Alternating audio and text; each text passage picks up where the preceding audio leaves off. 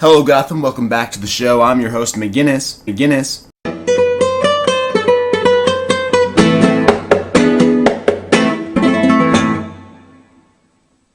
Y eso termina nuestro programa. Ahora, mi amigo, James Robert. James, ¿cómo estás hoy? Yola, padre. Estoy bien. How are things going with the swine flu over there? No conozco qué estás hablando sobre. ¿Qué es swine flu? Swine flu? It's los pigs enfermos. James, yo vivo en España. Yeah, so you know all about that, right? Oh, by the way, it's getting a little feisty over here. Could you tell your amigos and your familia to kind of slow down the immigration front? It's just too tight. Pues... Oh, also, by the way, I'd like to apologize for whooping your butts in the Mexican-American War. Don't mess with our Texans, man. James, estoy en Madrid. Lo sabes. Oh my, you're Cuban! I am so sorry. Soy muy sorry, muchacho. Oof. That's all the time we've got tonight, for today, right now. See ya, hasta la chuga, Juan. I hate my job. Tonight, Fort Sumter gets bombarded. I'll give you all the gory details. Lincoln calls for volunteers. Patriots, exit left. Our guest tonight is President Lincoln. We'll see how honest he is after all. This is the Robert Report.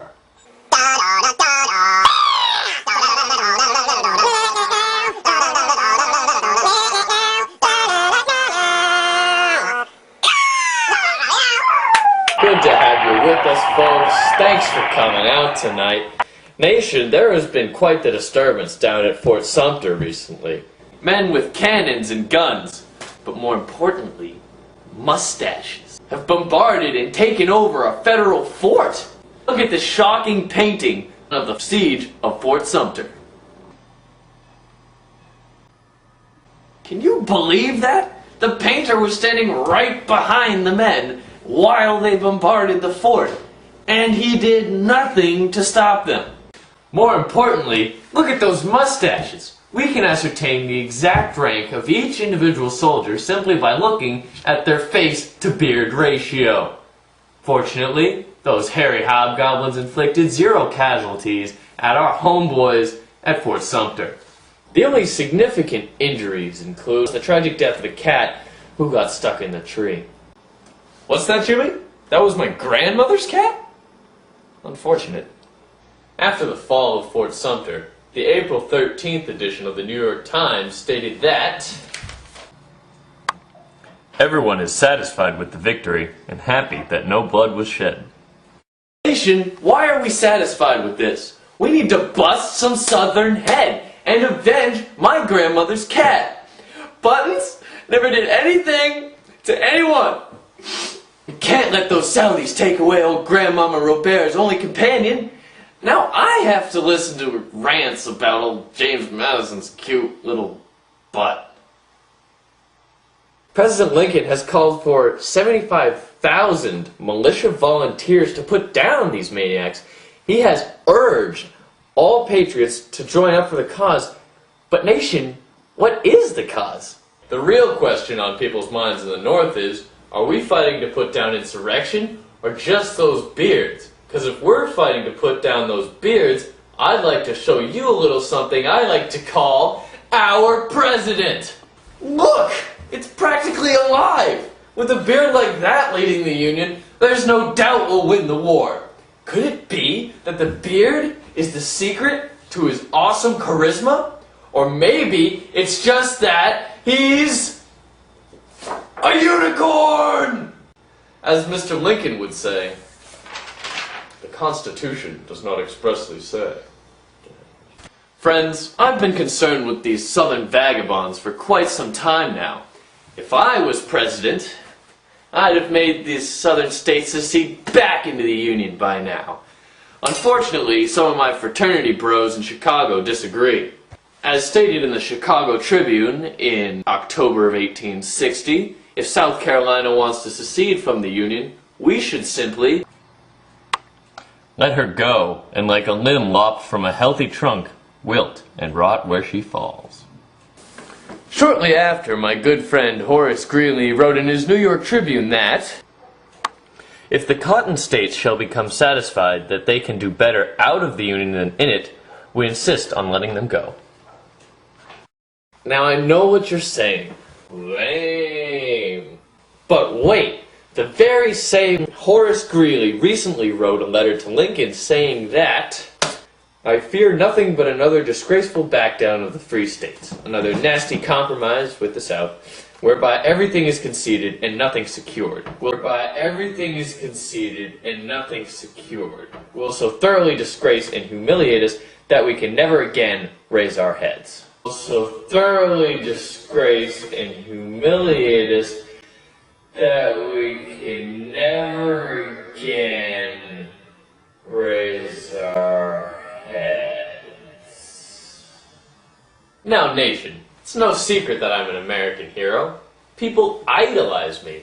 All I would have to do to make the South come back to the Union is go down there and show them my dazzling smile. Now, what is President Lincoln doing? I'll tell you what he's doing. He's negotiating.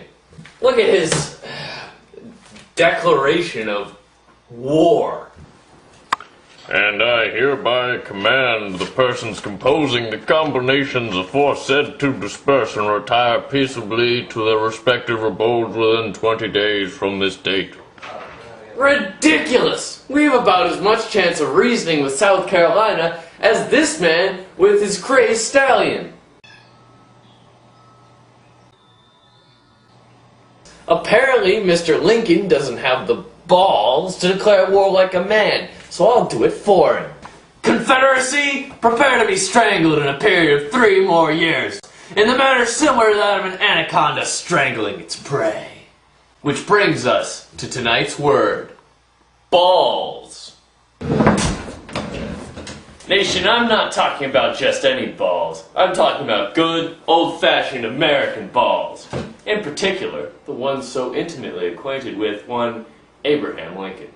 Mr. Lincoln was born on February 12, 1809, in a Kentucky log cabin. From an early age, he attended a Baptist denomination church that opposed slavery. At the age of 7, he moved with his family to Indiana. Sounds pleasant, doesn't it? Yeah? Well, listen to this. Apparently, he was uninterested in good hard physical labor, but instead preferred reading and learning, and he was always borrowing books from his neighbors. But apparently his education paid off. From 1832 to 1840, Lincoln ran for the Illinois state legislature 5 times, 4 of which were successful. He failed at first, but he persevered and he came back and won it. In 1842, Lincoln married the lovely Mary Todd Lincoln. Jimmy, could we get some more bling, please? Thank you, that's lovely. Now, after 4 happy years of matrimony, Lincoln became an Illinois representative in the House. 10 years later, in 1857, Lincoln fought tooth and nail to oppose the Dred Scott decision. And, I quote, "As the Supreme Court decides that Dred Scott is a slave, the whole community must decide that not only Dred Scott, but all persons in like condition are rightfully slaves." Suffice it to say, Mr. Lincoln was wholeheartedly for abolishing slavery in the District of Columbia. In fact, he volunteered to read a bill outlawing slavery in Washington, D.C. His other works in Congress include supporting internal improvements, such as building roads, bridges, ports, and trains! After several years of experience in the House of Representatives, Lincoln decided to run for Illinois State Senator against Stephen Douglas. To get an edge over the more well-known candidate, Lincoln organized a series of debates against the pro-slavery Democrat.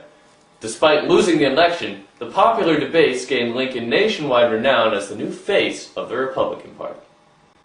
From log cabin to congressman to national icon, that takes more than the average set of cojones. Those are Spanish balls. And that's the word. We'll be right back.